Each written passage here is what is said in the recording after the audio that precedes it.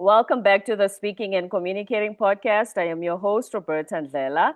If you are looking to improve your communication skills, both professionally and personally, this is the podcast you should be tuning into.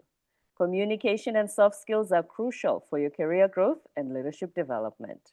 And by the end of this episode, please log on to Apple and Spotify and leave us a rating and a review. Now let's get communicating with my special guest today, Reginald Martin, who comes from Big Texas. He is a metaphysician, creator of Kametaphysics. He will share with us practical tools that he uses in order to help leaders and everyone else reconstruct their inner architecture. Mr. Martin is here to talk to us about how to communicate at a soul level, amongst other things. And before I go any further, please help me welcome him to the show. Hi, Reginald. Hi, Roberta. Nice to be here. I'm really excited to talk to you today. I'm excited that you're here. Thank you so much. Should I call you Reggie or by your government name? My Reginald is my name, so I prefer that. Reginald. Awesome. Welcome to the Yes. show. Please introduce yourself to our listeners.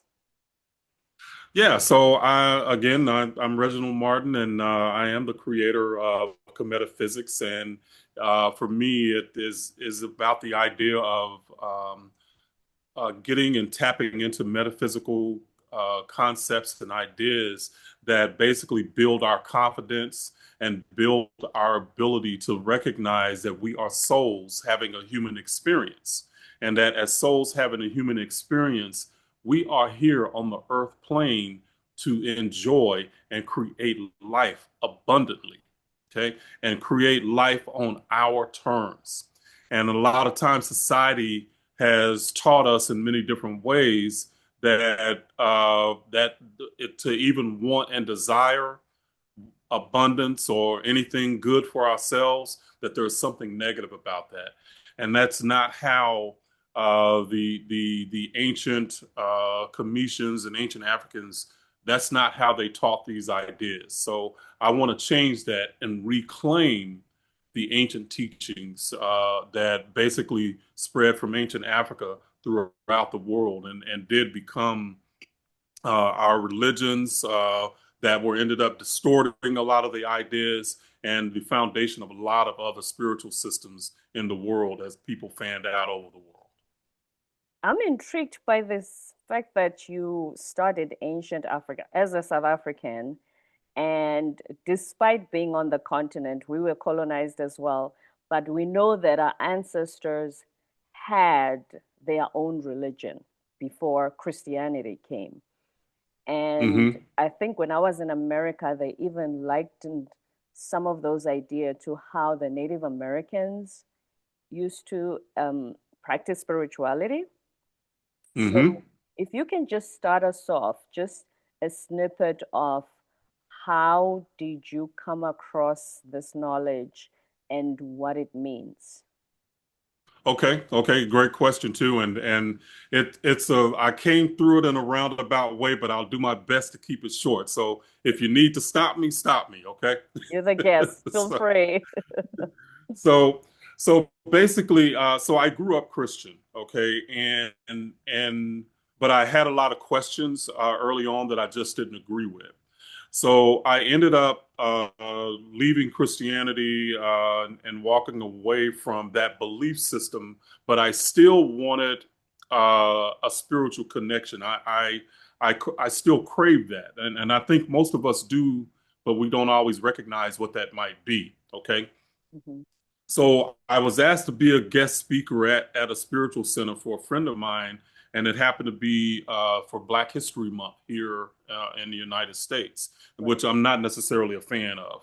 And the reason is that a lot of times they want to act as if our history as Black Americans started at slavery, Mhm. and then they move forward, and I didn't want to do that. So when we started talking about spirituality, I wanted to find out about my ancestral heritage and what was believed before Christianity and the religions basically like colonized our thinking and basically took away a lot of our spiritual heritage.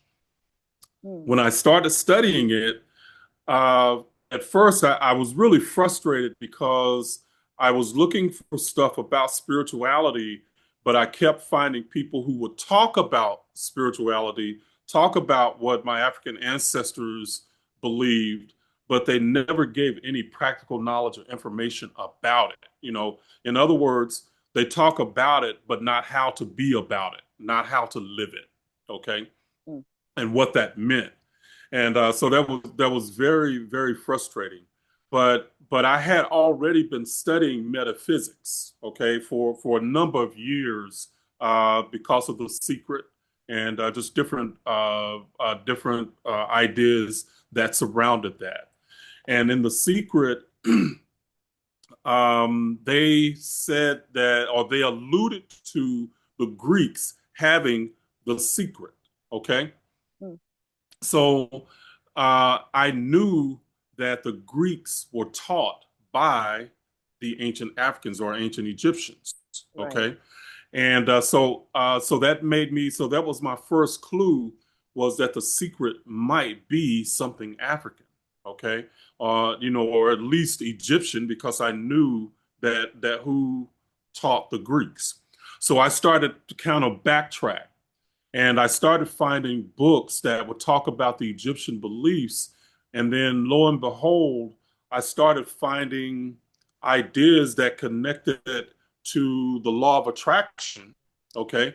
And one of those was the idea of Ma'at. And the idea of Ma'at is truth, definitions of Ma'at has been truth, balance, and reciprocity. Well, each one of those words are actually some deep metaphysical principles within that system of thinking. So I connected the law of attraction back to ancient Africa, and then I started studying a little bit more. And once I learned how the symbolic system worked, then all of a sudden I connected my ancient Christian religion back to ancient Africa. Okay. So so I ended up connecting the dots to two systems that were one that I was involved in with the law of attraction, and one that I had been within Christianity. And I realized that Christianity actually ended up changing a lot of these ancient ideas and created the religion of Christianity, and separated it, and then really gave it back to Africa and the world as Christianity. So they took ancient concepts that were all over, that became they were all over, as I found out later. Uh, these were like African beliefs, just all over the Right. continent, and but they were distorted through religion, and then just given back to the world and to the continent as a religion that really ended up excuse me, that really ended up undermining our self-esteem. It ended up undermining our confidence and even our ability to believe that we could create something in this world ourselves. So even the efficacy that we could even do it. So that was kind of my journey into it, in backtracking and finding out. And the more that I have studied it, at first, a lot of people might think that it's adversarial to Christianity, Mm-hmm. but it's not adversarial to Christianity. It's more adversarial to the dogmatic beliefs of Christianity. I was about to Okay. ask you if the pushback, especially from our community, has how it has been, because a lot of the time, because even here, being in South Africa, so you have those of us in our culture, we still practice a form of cultural spirituality before Christianity came. And then you have this debate of, do I choose one or the other? Do I do both? And if I do both, Mm-hmm. Am I a believer in Christ? Does he see my culture as demonic, as they say? And so you still Hmm. have that debate today among Yes, Africans, yes, even in the yes, continent. yes, yes. And I have felt that because I spent a lot of time building my YouTube channel. And actually, South Africans were some of the first groups of people that really started flocking to my channel. Mm, Okay, they really embraced it a lot earlier than others in the African diaspora. But as time went on, more and more did. But I do know and recognize that duality that a lot of Africans and really the African diaspora that deal with that, because studies have shown, especially like here in the United States, that the African diaspora are still some of the most religious people on the planet. yes. Okay, they still hold to it, and I like to separate religion and spirituality because, uh, for me, what I boiled it down to is that religion is about an external focus and belief that the power of God is somehow outside of you. Okay, Yes. It spirituality, sounds like, if you know, are you familiar with, he preached in the 70s, Reverend Ike? yes, yes, He got a lot of pushback for saying, God, don't worry about the God in the sky, the God in you, the one within you. yes, And that sounded exactly, so far-fetched back then. I don't know how it's received yes. today. Yeah. No, well, see, that's what people are waking up to, because that's what's happening now, is that Christianity, they're starting to the pews are starting to empty. People are leaving on Sunday because they don't want to deal with those dogmatic beliefs, and really limiting beliefs. And Mm. I call it mental malware for our mental operating system. Is really what it is, for you to have to believe that you are a born sinner, you're broken, that you're unworthy, that you're a wretch, all of these things that you're told on Sunday. That's mental malware. But they have to invent that disease, that mental malware, in order to institute their cure, which is the Savior. You know. Of So course. Mm. yeah. So one cannot be without the other. So I would ask most people, if the and this is where people think that I'm anti Christians, and I'm not. Mm-mm. My mother is a Christian, and I love her dearly. Same You as my know, mom. yeah, and my family is. So a lot of them are. But what I talk about is how we can get rid of that mental malware and programming. Because growing up, one of the questions I had was, why is it that we can look around the world and see people of the African diaspora living in poverty, you know, Mostly, and yes. Compared to you other know, groups, at least. And the thing about it yes, is, because you talk about identity and resurrection, which we'll come to in more detail. And the thing about it is, you know how they talk about representation, and they say, if you've only seen white people on TV and now you see the first black president, at least a black parent can say to the child, hey, it's possible. That whole representation idea. When it comes to spirituality, most Asian countries have, they're Buddhist. So Buddha was the one who enlightened them. Most Middle Eastern countries have Allah. And then you have Christianity, and some even here in the African continent will ask, why is it that we live, even though it's Middle Eastern, but the pictures and the paintings, they paint a white guy. So we don't yeah, have our own representation when it comes to a spiritual conduit to God, to the creator of the yes. universe. Yes, yes. And to me, that is one of the most diabolical aspects of what Christianity did, was to paint the idea that God, or the creator of the universe, if it comes down into humanity, it's going to choose one particular race to come through. that in itself is just like it's unfathomable to me that if that was the case, why would it choose one particular race? You know, and that's of course what we've been taught. You know, and not to get into the pointing fingers. That's not what it's about for me, because every experience is a lesson, Mm-hmm. and we can either shrink with it or we can grow from it. You know, so for me, the idea that there is racism that I have dealt with, that you probably have dealt with, it's the racism is not my I'm not the victim. I am the one, as a soul, and the way what I talk about is we're all gods and goddesses in training. Okay. Mm-hmm. We are seeds of the creator learning how to create. And the trials and tribulations that we go through are like going into a gym and lifting weights. Okay. So you build muscle by really, you tear down your muscle, and then from the pain, your muscles end up growing. Okay. That's right. As souls, that's how we build our wisdom. It's through the pain and the hardships that we overcome, we build our wisdom through that. Racism is just one of the pains and hardships that us that have chosen to come as part of the African diaspora here on Earth.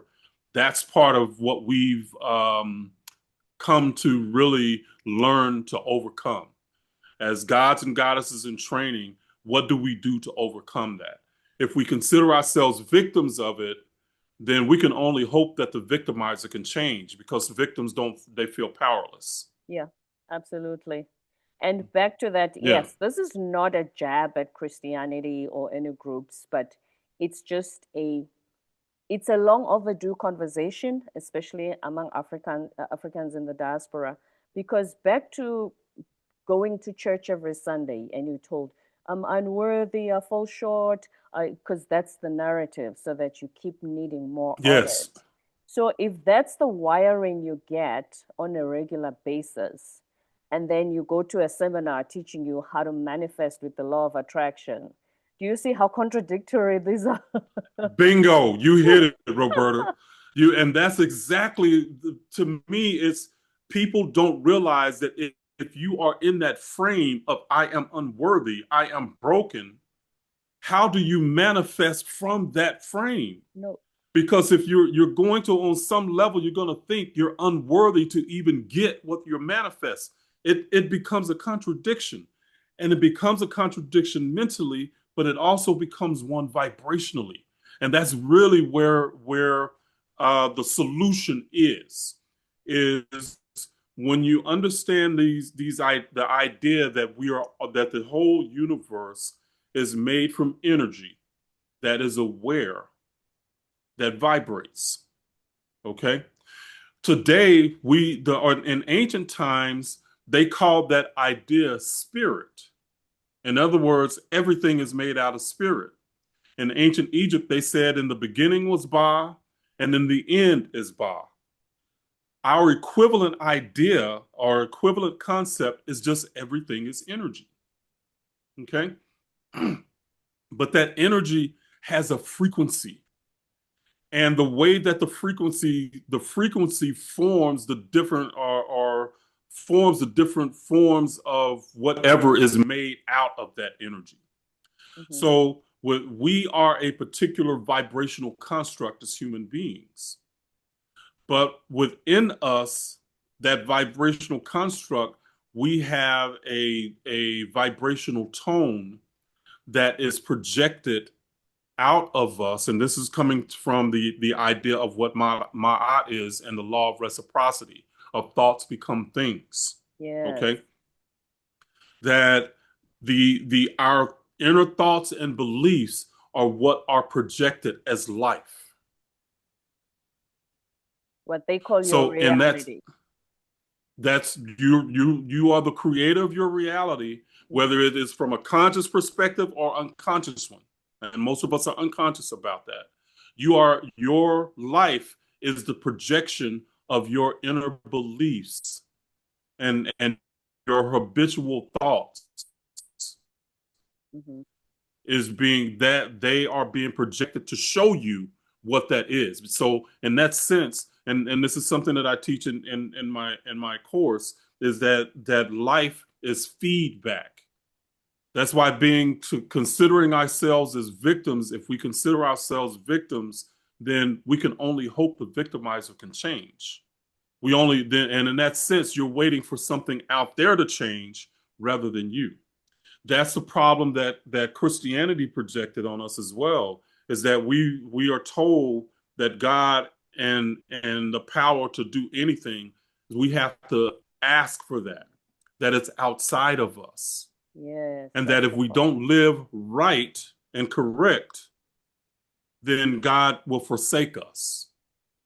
You know, that in itself is a really dangerous perspective to live from, and we see the result of that a lot of times in the African diaspora. I know I grew up in poverty. You know, Mm. I had to change my mindset to get out of poverty. You know, I had to change my mindset. Once I changed my mindset, I changed my life.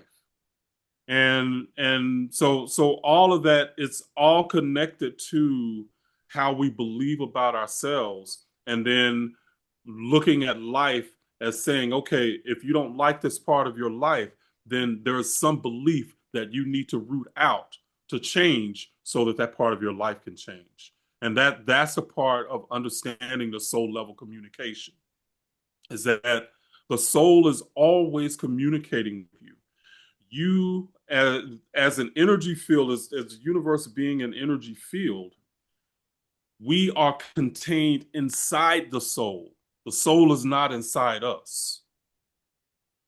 You know, Say that again, please. that's we it's think of it as in the we are contained inside the soul Mm-hmm. as a physical human being. The soul is not inside us.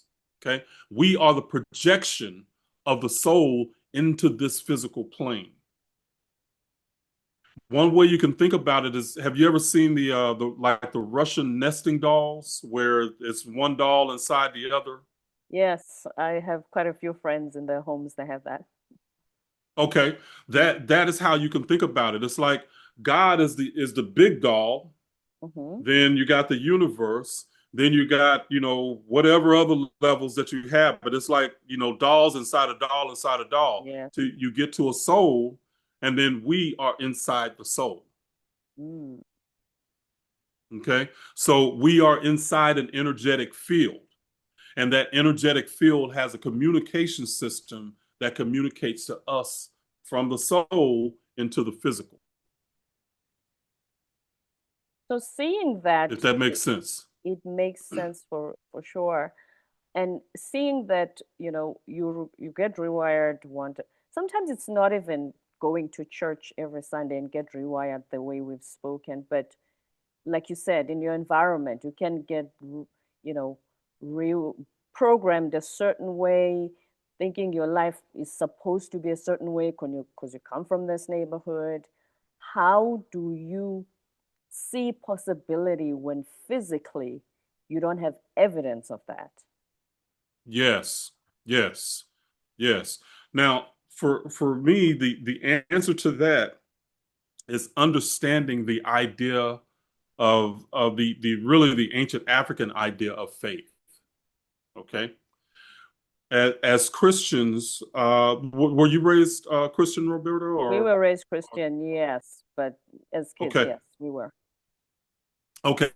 So then then that the idea of faith was just that you were supposed to believe and not question.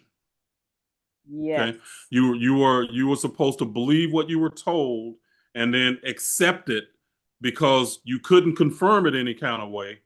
So you were just supposed to accept it. Okay. Mm. That's not faith, that's mind control. Okay. Or as Bill Maher says, how does he describe that type of faith? The complete and utter forsaking of critical thinking? Yeah, exactly. Exactly. You're forced to leave your brain at the door when you walk into the church. Okay. And if you start to question, then your faith is in question. So you get into this loop of either I have faith and just believe, or if I question, then something is wrong with me.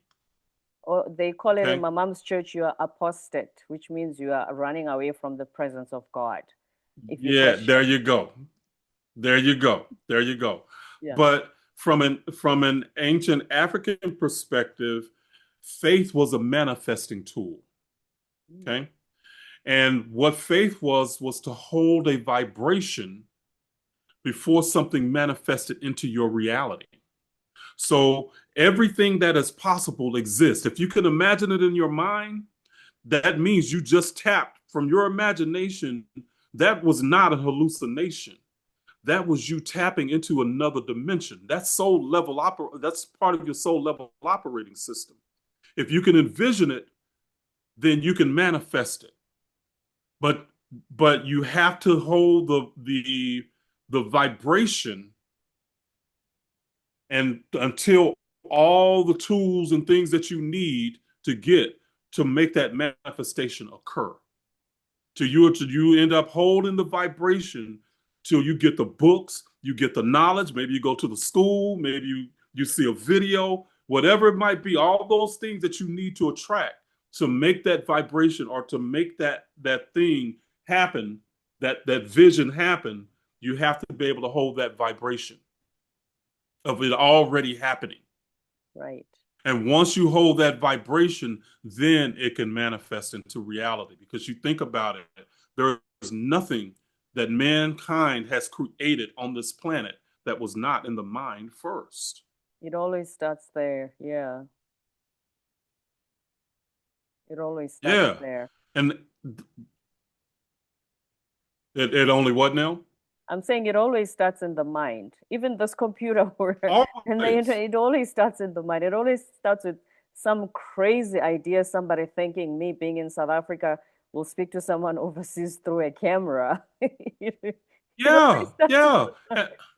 Yeah. It's wild. And Mm. I think about like I used to watch a TV show called Star Trek here Yes. in the United States. Yeah, we And had it and you too. remember the tricorders that they had? Yeah. What is that like today? What do we have that mimic that same thing? Our cell phones. Of We can course. flip our cell phone. So it was in somebody's vision first, and then now it's something that we actually use. you know Mm. so all of that stuff, anything that we can envision, we can make happen, but we have to believe that inside ourselves that we can. And I used to always question, why is it that us of the African diaspora, where the last statistic I saw that there's over 400 million of the African diaspora worldwide that are living in poverty. Mm. My question was, why is that? you know and white supremacy and racism has had a hand in that, but ultimately there are other civilizations that are not white that still have their own culture, their own uh, what do you call it, their own havens, so to speak. Their own identity. I was in South Korea. I taught English there for a decade. And not only did I discover that they do the same thing of remembering their ancestors during there's a time it's current Thanksgiving in September. But more than anything, when I learned about their history after the Korean War, that they literally had to start from scratch. So somebody explained Mm-hmm. it to me this way that at that time, right after the war, South Korea was under the column in the United Nations. You have countries that need aid and countries that give aid. So South Korea was in one of the countries that need aid, was in that column. But now they Mm-hmm. have shifted into the opposite column, which is countries that give aid. However, we've had African countries out of the 54 where you have countries who gained independence for even from colonization, more or less the same time, around the same time that South Korea did after the war, but they are still in that countries that need aid column. Yes, yes. And have some of the greatest resources on the planet. That I use for literally the cell phone, computer, all the parts here were sourced from the African continent. So, what is it that can make a shift to also some of most of us, at least out of the 54 countries, to be listed under the countries that give aid because we have made that type of progress like South Korea has? Yes, yes. And Roberta, I would say the underlying issue is the belief that we're broken, that something is wrong. Because if you see the images about us on TV, Oh, yeah. they're usually not something that is positive. Or, well, I'll say that's changing a little, but it's still for the most part. When we see images of Africa, we see people in poverty. When we know that that's not the case for all of Africa. And it's very But insulting. I always say, sorry to interrupt, Reginald. I no, always go ahead. say with my travels, because everybody, when they see those images, then they think, oh, you grew up on my UNICEF dollars that I donated. And I think you are insulting my dad and 100 millions, even billions of Yes, African fathers who take care of their families who never touched anybody's UNICEF dollar. right, But that's the right, image that is globally the representation of poverty. Oh, African orphans. And they think, oh, you're from South Africa. You must have been one of them growing up. right. No, and I mean, and it's wild. But the thing is that if we, as the diaspora, if we ingest that idea that we're broken, then universal law says that if you believe you're broken, then you can't build something outside of you because your beliefs are going to be reflected as your life. Mhm. And if you believe you're broken, then you cannot build. So that's how I see the connection there. you know Mhm. so again, it's about us having the ability to know that we are creators, that we are souls having a human experience with the ability to create. We can manifest whatever we desire, but we have to have that faith in between, okay? In Mhm. between where we are and where we desire, what our desire is, we have to be able to hold that vibration. And that takes belief in yourself. That takes belief in your abilities. That takes confidence that you can get it done. And in between, a lot of times, if you ingest that, oh, I'm broken, boop, you can't get here. Not at I'm all. No. unworthy. Okay. I'm a wretch. You know, you can't get to this spot. And that's what's happening a lot of times. And we have to, so for me, that's what Kametaphysics does, is it goes back and reclaims the ancient teachings that we are gods, Mm. because that's what our ancestors believed. Yes. They didn't believe it, that's what they knew. If there was a drought, my ancestors would speak to the universe and that rain would come and the crops will grow. That's what we were taught by my grandma, that before Christianity, that's what our ancestors used to believe in. Because it's all connected. Yep. There was a We are nature expressed. mm. So that's how our ancestors looked at it. That every the way that the ancient Egyptians looked at it was like the stars, the planets. It's one of the reasons why divination works, why astrology works. If you think about and like if something is an analysis, is the ability to be able to break something down in detail. Okay, that's Mm. what an analysis is. If so, in their estimation, the stars and the planets are the analysis of our inner being. Mm. So the position that they're in that creates the vibrational, the musical spheres is what there's a lot of times what they talk about. But that vibration when we were born, that's the signature that we're born with. if that makes sense. But it's all connected to us because it's the projection of who we are into the universe. The universe is not out there, it's actually in us. Okay. Yes. So having this knowledge, then how do you teach the next person? You talk about identity resurrection. How do you shift their identities so that their self-image, how they see themselves, is through these rather than what they've been programmed? That is a beautiful question and powerful because the deal is if excuse me, I'm sorry. That's okay. The deal is that if you I talk about Christianity because that's what I grew up with. If that is a whole frame, if you've been taught that you are a born sinner, then you've already framed your whole idea, and that is an identity.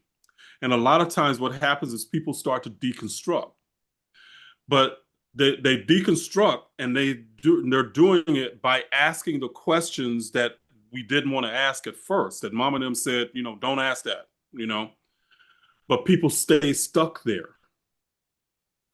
So you deconstruct, and usually people stay in this limbo state where their whole worldview has been shattered.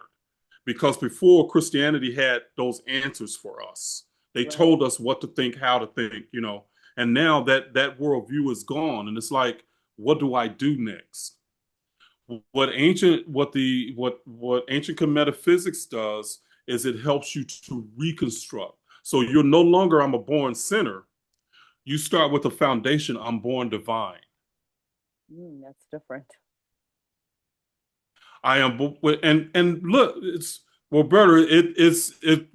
I'll use an analogy. Tell me which one makes more sense. Mm, So Christianity teachers taught us that God said, "Let there be light." Created the world. Blah blah blah. Okay, it was right. something outside itself. The ancient African way of thinking about it is if that God is an ocean. So you use God or the level of or consciousness as an ocean. Okay, an ocean is a multitude of drops. Okay, we are drops in that ocean. So in that sense, then we are the same stuff as the creator, just not the same magnitude. So we are drops in the ocean, but the ocean is in every drop. Mm, Now, which one does Christianity, the way Christianity puts it, somehow the ocean created something and we're different than the ocean. We're sinners, we're broken, we're blah, blah, blah. it's that separation. They brought Yes, separation when we were all one with everything, which is my culture. So I'm Zulu. And in my culture, we don't have, in our vocabulary, we don't have the word stranger because we believe we're all connected. We never had crime because you couldn't hurt another person. You're literally hurting yourself. And to the point beautiful. where if somebody asks you and says, "What's a stranger in Zulu?" You explain it in a sentence. You say, "Somebody that you don't know." But it never existed in our culture, in our vocabulary, because there's no separation between you and the next person. Yes, yes, I love that. And see, even right there, you're talking about a worldview that is completely different than what Christianity taught us. Mm, Okay, but we accepted Christianity and threw our worldview out in a lot of cases. But that's also the same, those worldviews, if you go outside of any other spiritual system, Buddhism. Actually, Buddhism is connected to the ancient word of Ptah. So Buddha, Pita. Okay. Uh, but they'll have those same ideas that you're talking about, that everything is connected. mm, So from saying that we are gods, that was not an arrogant statement. It's just recognition of, for them, the ancient spiritual science, that everything comes from one source. We're all that light or spark of the creator in human form. And but it's we're very all one. important. It's very important, this knowledge, because I think even though people learn and go to seminars like yours, but there's just something that's not connecting. Yes, There's just that yes, missing link because then they go back to those teachings again. And then there's a bit of exactly. confusion.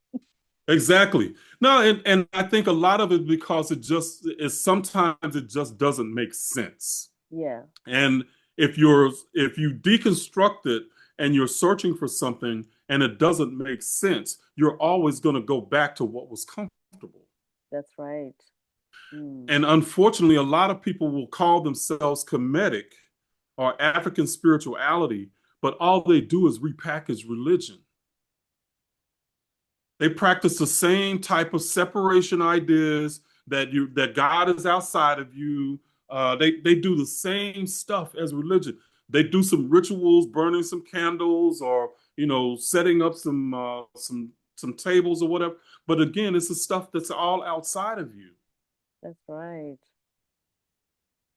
All they're doing is practicing religion again. It's just they just put a new cover over it, Just but it's the religion, same stuff. wearing a different pair of pants. Exactly. Yeah. Exactly. So, but when you really get down to the essence of these ancient African teachings, well, Berta, you recognize yourself as a god and you are a seed. Okay? Mm. You are an incipient god or goddess that is learning your power to create. That's the essence of the ancient African teachings. And Um, you can go over anywhere in the continent, okay? Whether it's Ifa, whether it's the Vauden uh, system in what is it, Mali and West Africa, yep. these same ideas were all over Africa. So I'm sure they just over thousands of years, everybody exchanged these ideas, but they just made sense, not only logically, but intuitively in the Mm. heart. Okay. You have to connect both. Even like the Medu Neter, okay, is what the ancient Africans called it, which was the word of God. Okay. The Greeks called it the hieroglyphs. Okay. What we know as the Egyptian hieroglyphs. That That's what was we were actually, taught is how writing started, Egyptian hieroglyphics. but hieroglyphics is not writing. The hieroglyphics are ideas. Oh, Okay. So it's not a word because that's something, again, that's something Western. Okay. so they The ancient, watered it down to just saying, oh, this is how writing started. It started with the Egyptians with hieroglyphics. yeah, but they didn't write, they weren't writing in the sense of what we do today. Mm. The symbols represented the Metu Neter represented the ideas that it was the words of God. And the way that they looked at that, have you ever heard the term Heka? No. Okay, so there is an ancient neter in Kemetic terms called Heka, and Heka was the idea of something that created the universe. It was the universe before the universe was created. It was the source or the force that kicked off everything. Mm. Okay, so Heka is imbued in everything and everybody. So in Christianity, that same idea became the word or the logos. That's what they translated it to, the Okay. Greek logos. Okay. In other words, John 1:1.